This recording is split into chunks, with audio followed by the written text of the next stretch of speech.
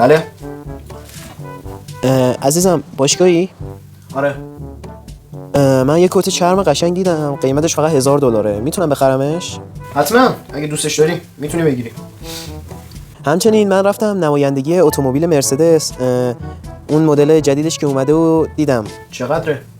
$120000.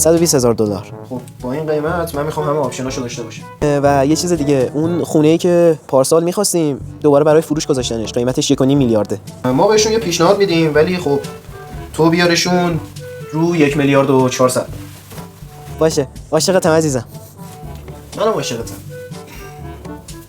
حاجی این یارو چقدر پول داره.